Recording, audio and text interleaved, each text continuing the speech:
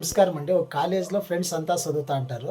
ఒక 40 ఏండ్లు అయిన తర్వాత అందరూ కెలలని వాళ్ళు మాట్లాడుకుంటారు. సరే చదివింది, గిదివింది అంతా అయిపోయి 40 ఏండ్లు అయిన తర్వాత జ్ఞాపకం చేసుకొని కొంతమంది జ్ఞాపకం చేసుకుంటారు. కొంతమంది జ్ఞాపకం ఉంటుందేమో తెలీదు. అంతా కెలుస్తారు. కొంతమంది అందరూ కెలరు. దాంట్లో ఏమైపోయి ఉంటుంది, కొంతమంది బాగుంటారు రిచ్‌గా, కొంతమంది పేదోళ్ళుగానే ఉంటారు. దానికి కారణం ఏమైపోయింది, చిన్నోడు తండ్రి మాట ఇనిండేవాడంతా బాగుపడినాడు. బాగా చదువుకొని ఉండేవాడంతా బాగుపడినాడు. అదే చిన్నోడొచ్చేసి 15, 16 ఏండ్లలో తండ్రికి విరుద్ధం చేసి, తాగేవాళ్ళ జత, ఆడేవాళ్ళ జత చేసినోళ్ళేమంటే ఏమైపోయినారంటే పాపులయిపోయినారు. నిజమా కాదా? తండ్రి ఆపొద్దే గాని ఒక బిడ్డలకి వాళ్ళు ఆపోజిషన్ కాదు. సొంతం పిల్లోడిని బాగా పెరగల్లా అని వాళ్ళు కష్టపడి ఇవంతా చేసేది. కానీ మనకేమనిపిస్తుంది తెలిసిన పిల్ల వయసులో తల్లిదండ్రులు చెప్తే మనకి ఎవడో పక్కలోటోడెవడో చెప్తే వాని మాటలు వింటాం, తల్లిదండ్రుల మాట వినము. నిజమా కాదా?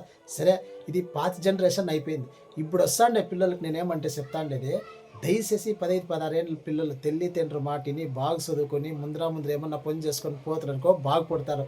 లేదు తల్లిదండ్రికి విరోధం చేసి మీరు తాగేది, ఆడేది చేసారనుకో సర్వనాశనం అయిపోతారు.